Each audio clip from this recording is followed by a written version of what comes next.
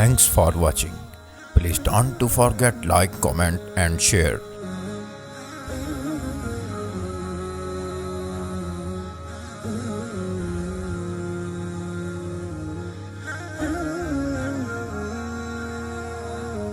Mufti Mubashir Ahmad Rabbani, Islamic scholar.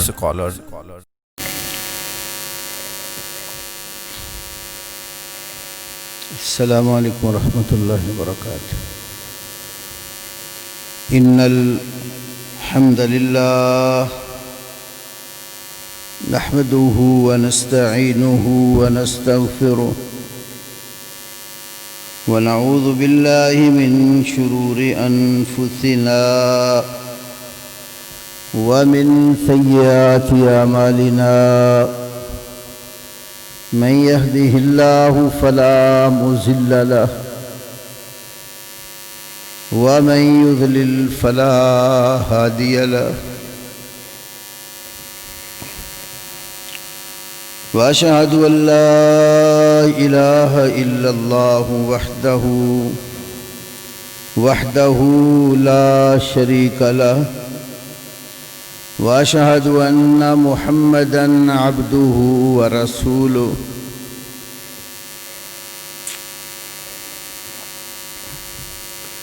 أما بعد فأعوذ بالله السميع العليم من الشيطان الرجيم من همزه ونفخه ونفثه. بسم الله الرحمن الرحيم.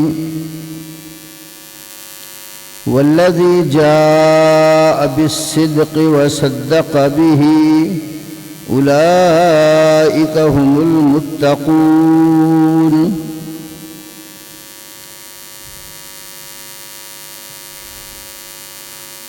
رب اشرح لي صدري ويسر لي أمري واحلل عقدة من لساني يفقهوا قولي. اللهم صل على محمد وعلى آل محمد كما صليت على إبراهيم وعلى آل إبراهيم إنك حميد مجيد. اللهم بارك على محمد وعلى آل محمد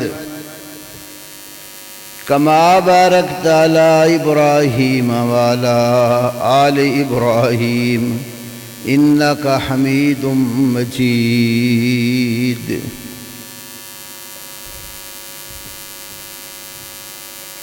پچھلے خطبہ جمعہ میں نے اس بات کا تذکرہ کیا تھا کہ اللہ تعالیٰ کی کتاب کی روح سے جس دن سے اس نے آسمان و زمین بنائے مہینے 12 مقرر کیے اور 12 میں سے 4 مہینے حرمت والے، عزت اور تکریم والے شمار کیے گئے. 3 مہینے لگاتار ذیقعد، ذوالحج اور محرم، اور 4تھا مہینہ رجب. اور اسلام کی ہسٹری اور اسلامی تاریخ کا تعین بھی محرم الحرام سے کیا گیا ہے. یعنی اسلامی مہینوں کا آغاز محرم سے ہوتا ہے، اور یہ مہینہ ان حرمت والے مہینوں میں سے ایک ہے. اس مہینے کا ادب اور اکرام کفار، مشرکین، یہودی اور عیسائی سب لوگ کرتے تھے. اس مہینے میں لڑنا، ایک دوسرے کے گریبان پکڑنا، جنگ و جدال جاہلیت کے دور میں بھی منع سمجھا جاتا تھا. لیکن افسوس آج جیسے ہی محرم الحرام کی ابتدا ہوتی ہے کچھ لوگ مسلمانوں کے اندر تفریق پیدا کرنے کے لیے، ملک پاکستان کی جڑوں کو کھوکھلا کرنے کے لیے بڑی لمبی زبانیں استعمال کرتے ہیں اور ہمیں امن و آشتی کا درس دیتے ہیں۔ امن کمیٹیاں گورنمنٹ بناتی ہے کہ یہ مہینہ امن اور سکون کے ساتھ گزر جائے۔ تو میں نے عرض کیا تھا جب تک وہ اسباب اور علل اور وجوہات ختم نہ کی جائیں جن کی وجہ سے فساد پیدا ہوتا ہے، جن کی وجہ سے لڑائی جھگڑے ہوتے ہیں،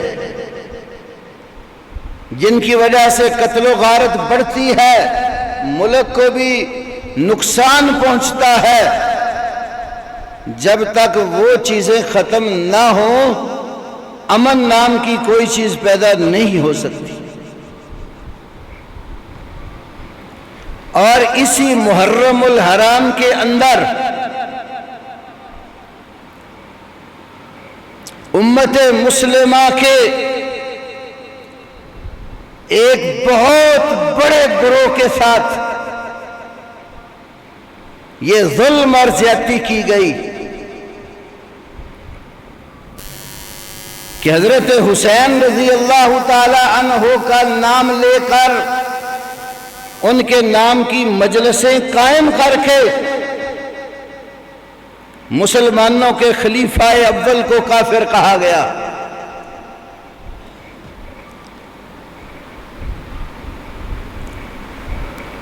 شاید آپ کے علم میں یہ بات ہے کہ نہیں، اسلام آباد کے اندر مجلس پڑھتے ہوئے ایک بدبخت ذاکر آصف رضا علوی نے صدیق اکبر کو کافر کہا، فاجر کہا، امی عائشہ پر زبان دراز کی اور کہا کہ جس وقت جنگ جمل تھی عائشہ نے ام المومنین ہونے کی بات ذکر کی، زوجہ رسول ہونے کی بات ذکر کی، تو علی خیمے سے باہر آ گئے۔ انہوں نے کہا پہلے تو زوجہ تھی اب نہیں ہے، اس لیے کہ میں نفس رسول ہوں، میں نفس اللہ ہوں، جو حکم رسول کا ہے وہی میرا ہے، اور آج میں نے تجھے طلاق دے کر زوجیت رسول سے فارغ کر دیا۔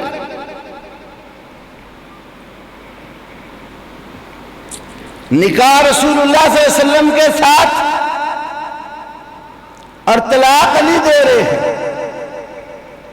نہ بات کرنے والوں کو کسی چیز کی عقل اور نہ ہی سامعین کو کسی بات کا پتہ، اور ایسی باتوں پر پھر بار نعرہ حیدری کی آوازیں گونجی۔ کہاں؟ اسلام آباد میں۔ کیا امن و آشتی کے نام پر یہ ظلم اور صدیق اکبر کو کافر کہنا، اس سے آپ امن پیدا کر سکتے ہیں؟ جو شخص صدیق اکبر کی صحابیت کا منکر ہے وہ قرآن کا منکر ہے، اس لیے کہ واحد ابو بکر ہے جن کو قرآن رسول کا صحابی کہتا ہے۔ جب غار میں اللہ کے نبی صلی اللہ علیہ وسلم کے ساتھ تھے، اذ یقول لصاحبہ لا تحزن ان اللہ معنا، جب پیغمبر اپنے صاحب سے کہہ رہے تھے، اپنے صحابی سے کہہ رہے تھے غم نہ کر، یقیناً اللہ ہمارے ساتھ ہے، تو ابو بکر صدیق کی صحابیت کا انکار کرنا کفر ہے، اس لیے کہ یہ قرآن کا انکار ہے۔ قرآن انہیں صحابی رسول کہتا ہے، اور جو قرآن کا انکار کرتا ہے وہ مسلمان نہیں رہتا۔ جب ہم پھر یہ بات کرتے ہیں، پھر یہ کہتے ہیں کہ یہ فرقہ واریت ہے،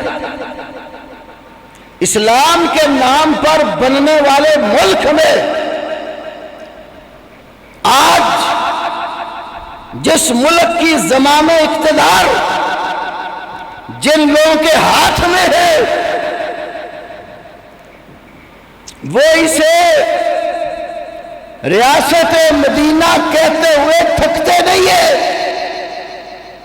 کیا ریاست مدینہ کا یہ کردار ہے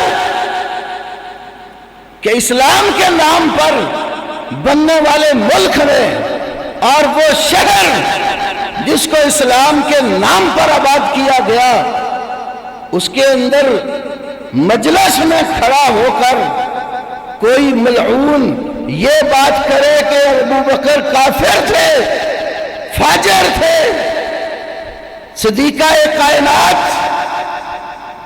وہ اب رسول اللہ کی بیوی نہیں ہے، مولا علی نے ان کو طلاق دے دی، اتنا جھوٹ اور کذب اور اتنی بددیانتی اور ظلم، ہم تو مسلمانوں کو کافر کہنے کے خلاف ہیں۔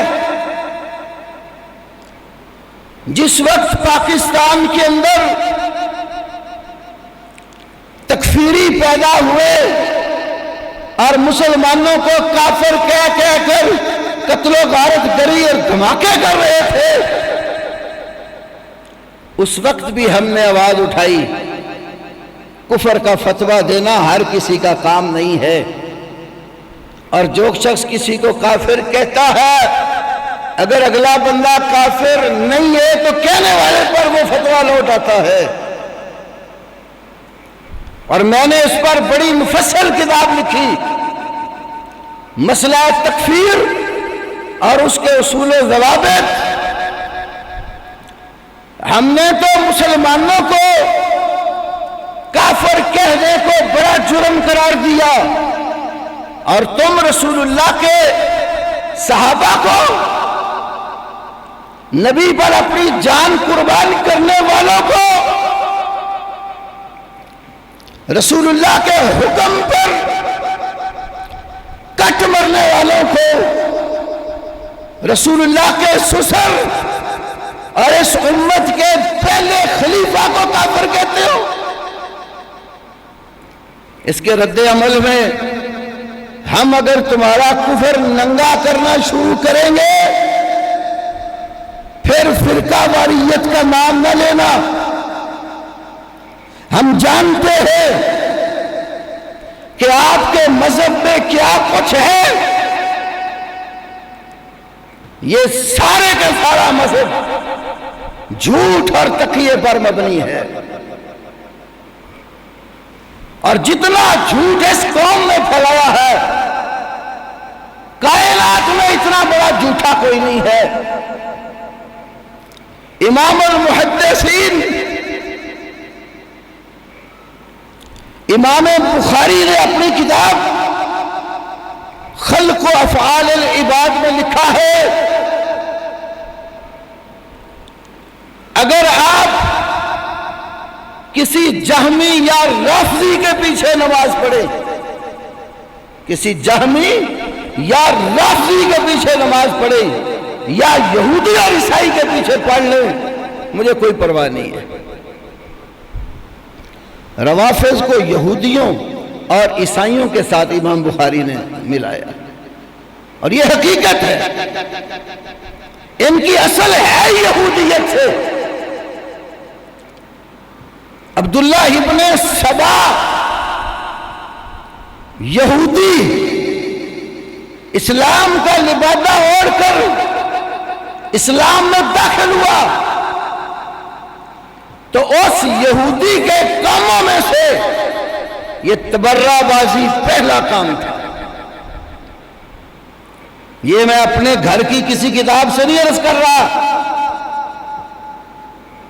بڑے شیعہ محدث اور مورخ نو بختی کی فرق الشیعہ میں عبداللہ ابن سبا کے حالات میں لکھا ہے.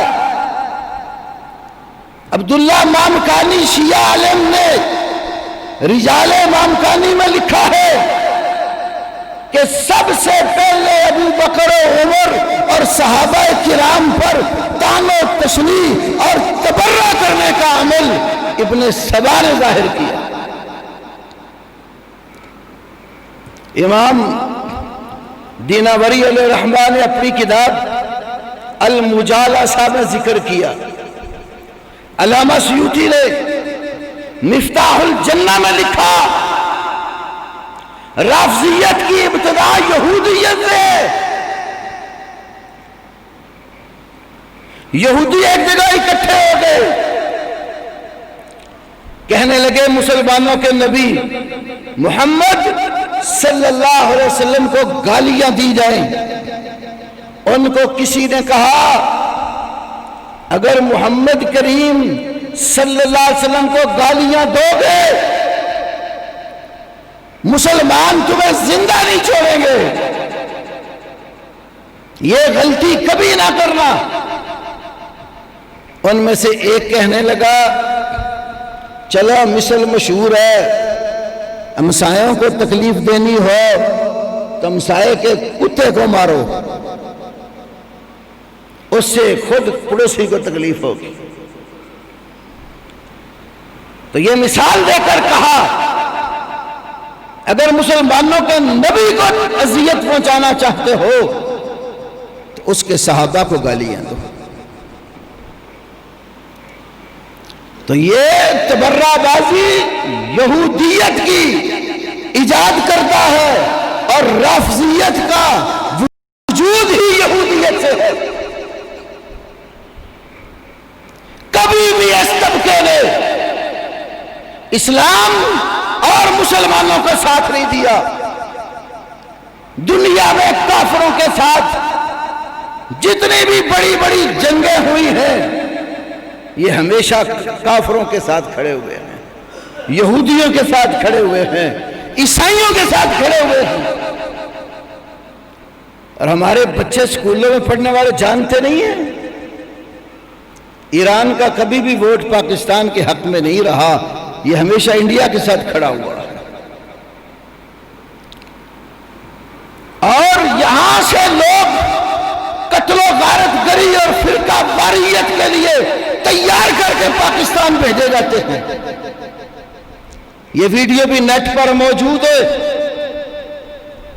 کراچی میں پولیس افسران نے پریس کانفرنس کر کے بتایا کچھ لوگ پکڑے گئے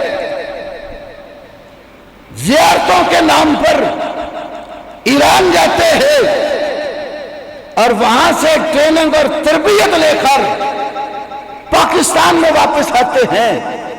باقاعدہ ان کے وظیفے جاری ہیں اور وہ مسلمانوں کے علماء اور ان تمام افراد کے خلاف کاروائیاں کرتے ہیں جو کسی لحاظ سے نبی صلی اللہ علیہ وسلم اور آپ کے صحابہ کی بات کرتے ہیں. یہ ساری ویڈیو نیٹ پر موجود ہے. گورنمنٹ کو کیا پتہ نہیں ہے یہ کرونا کا ڈرامہ کدھر سے آیا تھا؟ ابتدا اس کی تفتان بارڈر سے ایران کے راستے سے بلوچستان میں اور کراچی اور حیدرآباد سندھ میں اس کو داخل کیا گیا اور پھر میڈیا میں اتنے خبیث لوگ گھسے ہوئے ہیں انہوں نے اس کا رخ موڑ کر تبلیغی جماعت پر ڈالنے کی کوشش کی.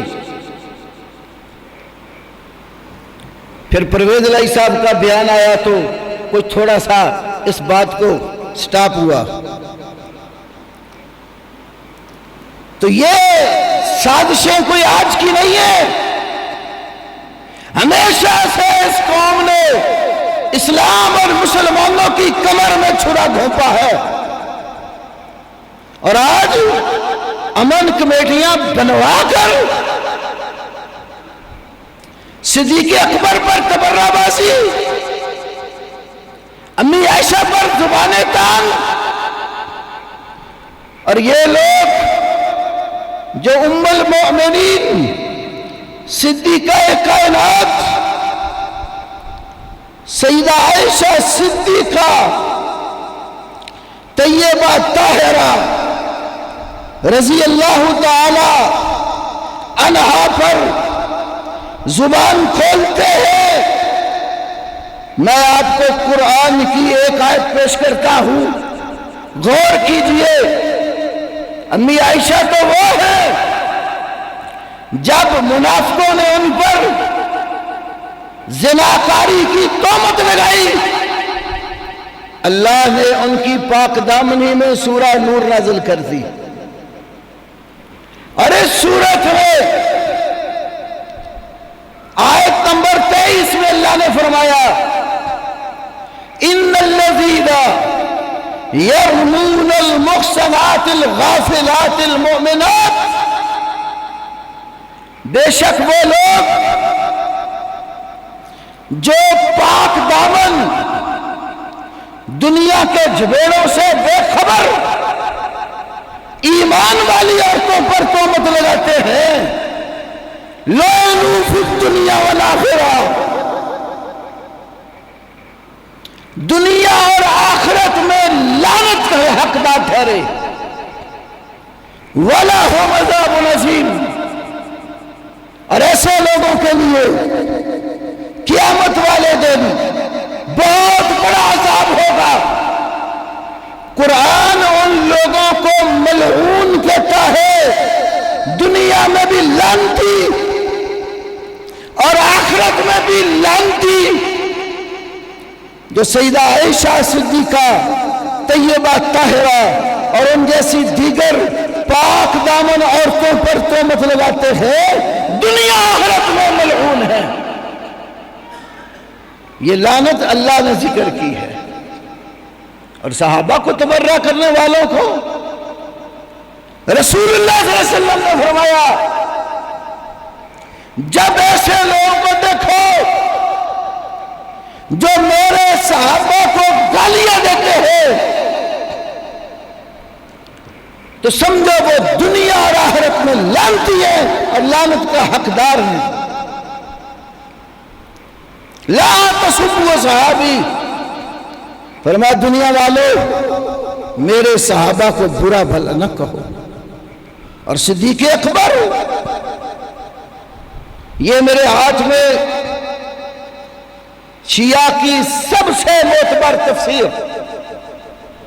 تفسیر حسن عسکری، 12 اماموں والے ہیں نا، 12 امام،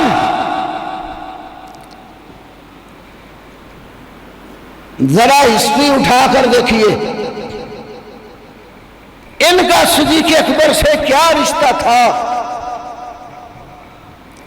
ابو بکر صدیق کے ہیں 3 بیٹے ہوئے، ایک کا نام عبد الرحمن بن ابی بکر، دوسرے کا نام عبداللہ بن ابی بکر، اور تیسرے کا نام محمد بن ابی بکر.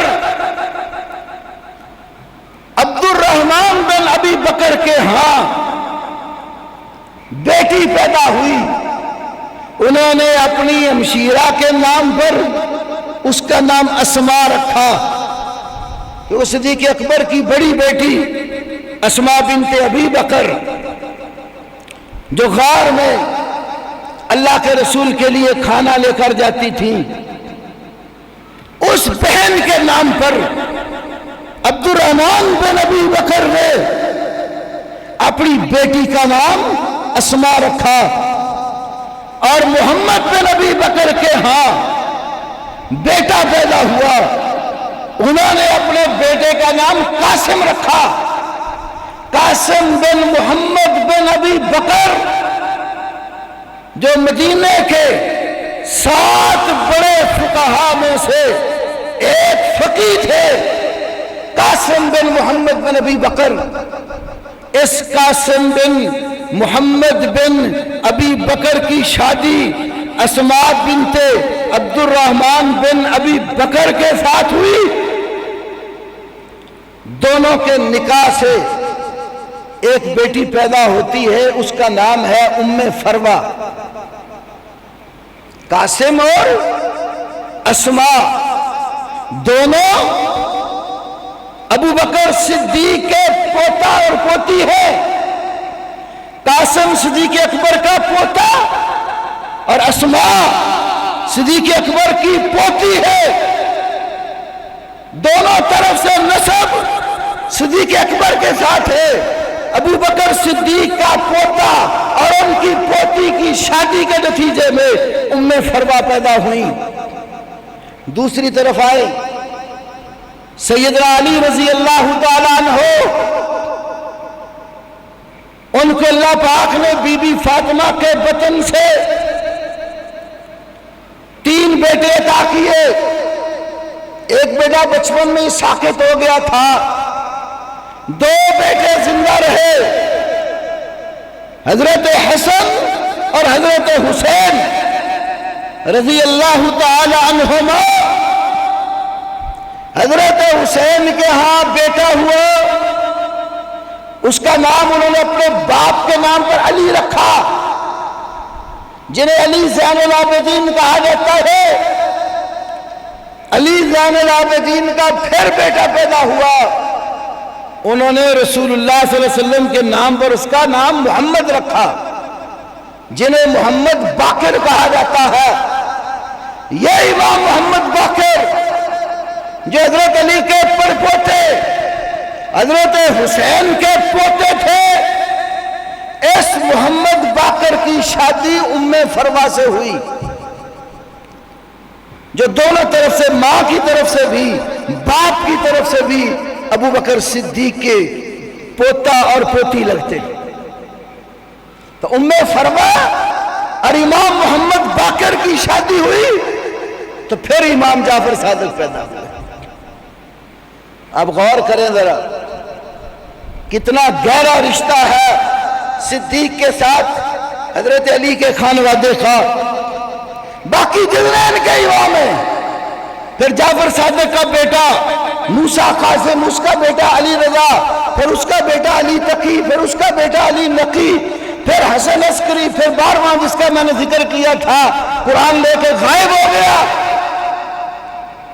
یہ سارے کے سارے ام فروہ کی اولاد ہے، اور وہ ابو بکر صدیق کی پوتے اور پوتی کی آگے اولاد ہے۔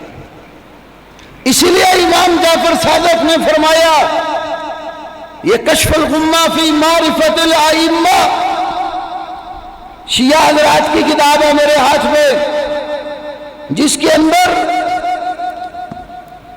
12 اماموں کے حالات زندگی ہے۔ اس کتاب میں جلد 2 صفحہ 161 پر لکھا ہے، امام جعفر صادق وَأُمَّهُ أُمُّ فَرْوَةَ وَإِسْمُهَا قَرِيبَةٌ، جعفر صادق کی ماں کا نام ام فروہ تھا، یہ کنیت ہے، نام قریبہ ہے۔ وہ قاسم بن محمد بن ابی بکر الصدیق رضی اللہ عنہ کی بیٹی تھی، وَأُمُّهَا أَسْمَاءُ بنت عبد الرحمن بن ابی بکر، اور ام فروہ کی ماں اسماء بنت عبد الرحمن بن ابی بکر تھی۔ اسی لیے کہتا ہے امام جعفر صادق فرمایا کرتے تھے، لَقَدْ وَلَدَنِي ابو بکر مرتين، مجھے تو ابو بکر نے 2 بار جنم دیا ہے۔ ان کی والدہ ام فروہ کی ماں صدیق اکبر کی پوتی، باپ صدیق اکبر کا پوتا، تو امام جعفر صادق کہتے ہیں ولدنی ابو بکر مرتین، مجھے ابو بکر نے 2 بار جنم دیا ہے۔ تو جو صدیق اکبر کی اولاد ہو ان کو اگر کوئی بھونکتا ہے تو وہ یہ دیکھے فقہ جعفری کس نام پہ چلتی ہے۔ فقہ جعفری امام جعفر صادق کے نام پر، اور جعفر صادق ام فروا کے بیٹے صدیقی گھرانے کی بیٹی کی اولاد ہیں امام جعفر صادق، اور نیچے تک سارے تیرے امام۔ اور اسی کشف الغمہ میں صدیق اکبر کی فضیلت میں ایک روایت عرض کرتا ہوں، وقت تھوڑا ہے ورنہ میں بڑی تفصیل آپ کے سامنے رکھتا۔ ابو بکر کے تو فضائل اتنے ہیں، اس کے لیے کئی مجھے خطبات جمعہ چاہیے، لیکن میں ایک واقعہ عرض کرتا ہوں اور اس کے ساتھ قریب دور کا ایک واقعہ ملا کے بیان کرتا ہوں۔ 1987 میں جامعہ سلفیہ فیصل آباد میں پڑھتا تھا۔ اس وقت جامعہ سلفیہ فیصل آباد میں میرے جانے سے پہلے ہماری جماعت کے بہت بڑے عالم مولانا محمد صدیق کرپالوی مرحوم شیخ الحدیث تھے، اور شیعہ مذہب کی کتب کو بخوبی جانتے تھے۔ جہاں کہیں بھی مشکل ترین کوئی مناظرہ قائم ہوتا، علماء دیوبند علماء بریلوی اپنی نصرت کے لیے مولانا صدیق صاحب کو لے جاتے تھے۔ میں ان کے گھر میں ان کی بیمار کرسی کے لیے گیا، حضرت چارپائی کے اوپر لیٹے ہوئے تھے، ہم گئے، اٹھ کر بیٹھ گئے، عیادت کی، پھر ان سے عرض کیا آپ اپنی زندگی کے کوئی مشہور ترین واقعات ہمیں سنائیں۔ کئی واقعات پیش کیے، ایک عرض کرنے لگا ہوں۔ فیصل آباد میں امین پور بازار میں مرکزی جمعیت اہل حدیث کی بہت بڑی مسجد ہے، وہ وہاں جمعہ پڑھاتے تھے۔ ساتھ ہی ایک گلی چھوڑ کر رافضیوں کی امام بارگاہ تھی، رات کا وقت تھا، اور ایک ذاکر جوش خطابت میں آئے ہوئے مولانا صدیق صاحب کو للکار کے کہنے لگا، میں نے سنا ہے کہ یہاں بھی کوئی مولوی صدیق رہتا ہے، اگر وہ ابو بکر کو صدیق مانتا ہے تو میرے سامنے آ کر ابو بکر کی صداقت پیش کرے۔ مولانا فرماتے ہیں میں امین پور بازار والی مسجد میں چارپائی پہ لیٹا ہوا، بلوچ تھے، تہمد باندھا ہوا، بنیان پہنی، ریوالور پاس رکھتے تھے، تو یہی کتاب کشف الغمہ جو میرے ہاتھ میں ہے، فرمانے لگے اس کا میں مطالعہ کر رہا تھا۔ جو ہی اس ذاکر نے یہ چیلنج دیا کہ اگر تم ابو بکر کو صدیق مانتے ہو میرے سامنے آ کر اس کی صداقت پیش کر، قمیض بھی نہیں پہنی، جوتا بھی نہیں لیا، سیدھا اٹھے، اسی طرح ریوالور کندھے پر، ہاتھ میں کشف الغمہ، ان کی مجلس میں گھس گئے، سیدھا سٹیج پہ چڑھ گئے۔ ذاکر سے سپیکر چھین لیا اور کہا آپ نے مجھے آواز دی ابو بکر کی صداقت بیان کرنے کے لیے؟ بلوچ تھے، کہنے لگے میں صدیق آ گیا ہوں میں اتنے صداقت بیان کر سا تو بہ کے سن۔ خطبہ پڑھا، تقریر شروع کر دی۔ اتنے میں دور دراز سے لوگوں نے جیسی آواز سنی، جانتی تھے ساری دنیا ان کو کہ مولانا صدیق صاحب آج مجلس پڑھنے پہنچ گئے، جمع ہو گئے، بہت دنیا کٹھی ہو گئی۔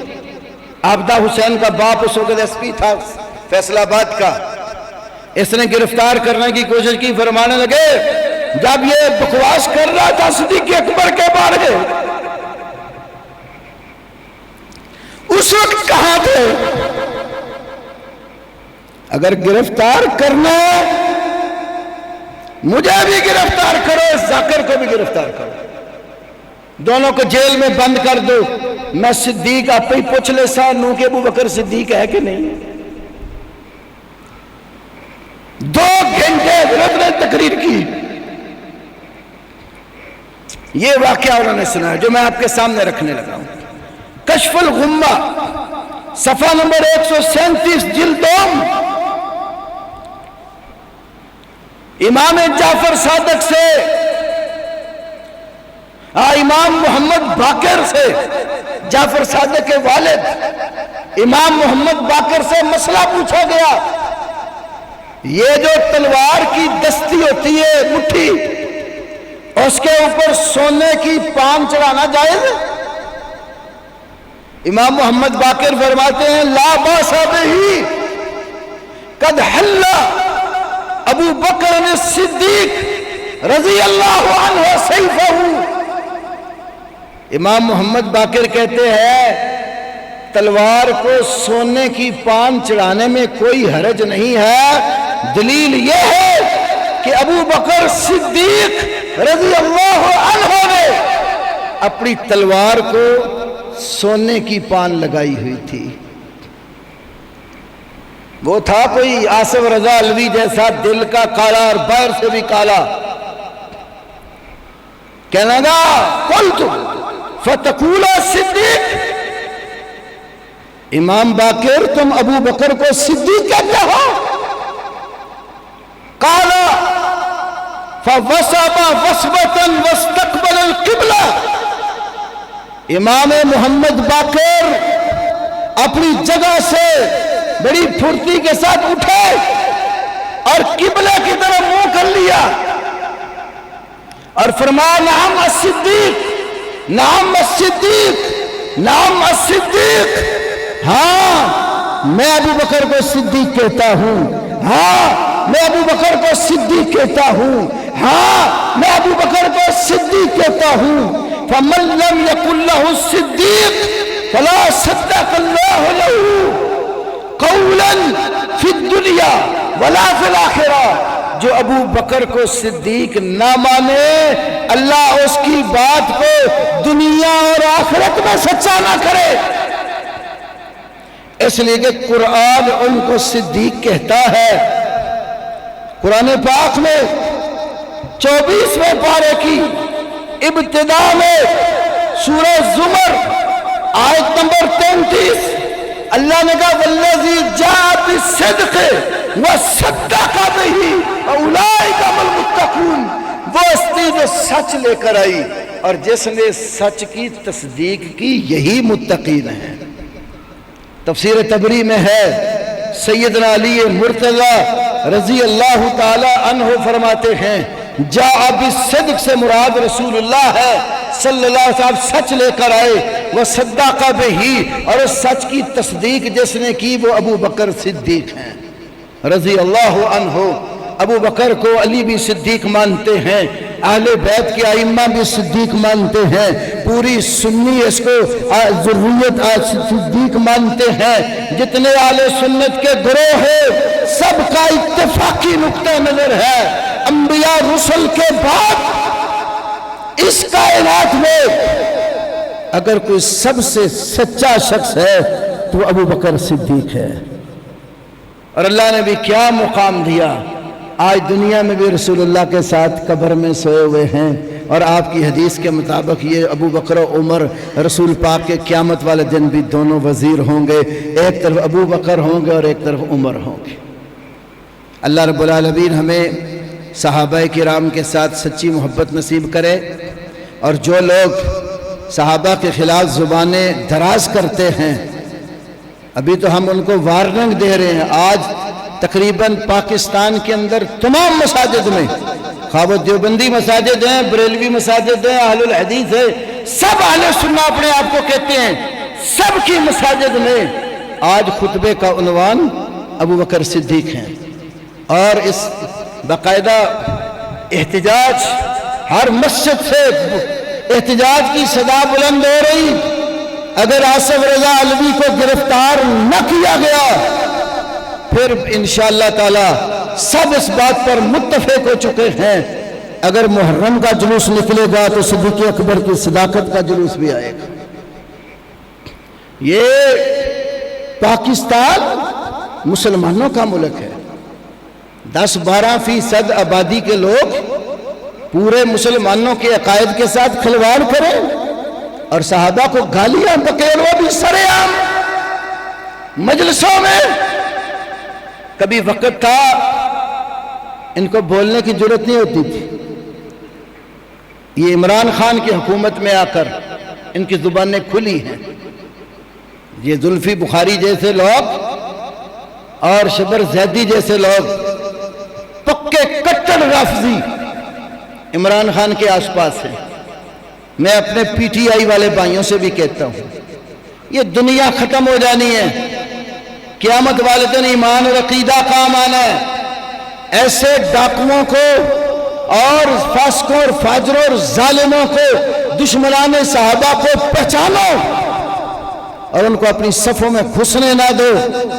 مدینہ کی ریاست کا دعوے دار ہو اور والی ہو اور اس کے ہوتے ہوئے صدیقہ کائنات اور صدیق اکبر کو تبرہ کیا جائے، یہ تو کسی عام مسلمان کی غیرت بھی گوارا نہیں کرتی، حکام بالا کی غیرت کیسے اس کو گوارا کر رہی ہے۔ جن لوگوں کے دلوں پہ اس کا اثر نہیں ہوا وہ اپنے ایمان کی فکر کریں۔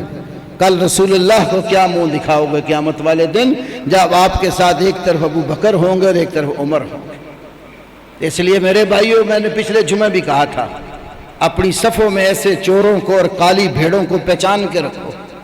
امام بخاری رحمہ اللہ نے تو اپنی کتاب میں لکھا ہے، نہ ان کے پیچھے نماز پڑھی جائے، نہ ان کو سلام کیا جائے، نہ ان کی بیمار ہو جائے بیمار پرسی کی جائے، نہ ان سے رشتے ناطے طے کر نکاح کیے جائیں، نہ ان کے ہاتھوں سے ذبح کیے ہوئے جانوروں کو کھایا جائے۔ یہ خلق و افعال العباد امام بخاری کی بڑی مشہور کتاب ہے، اس کے اندر انہوں نے ذکر کیا۔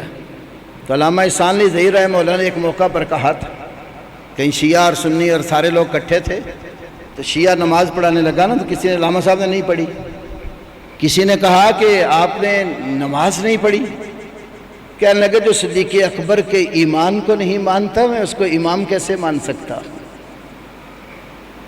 اس لیے ہمارا ناطہ اس قوم کے ساتھ کبھی بھی نہیں ہو سکتا۔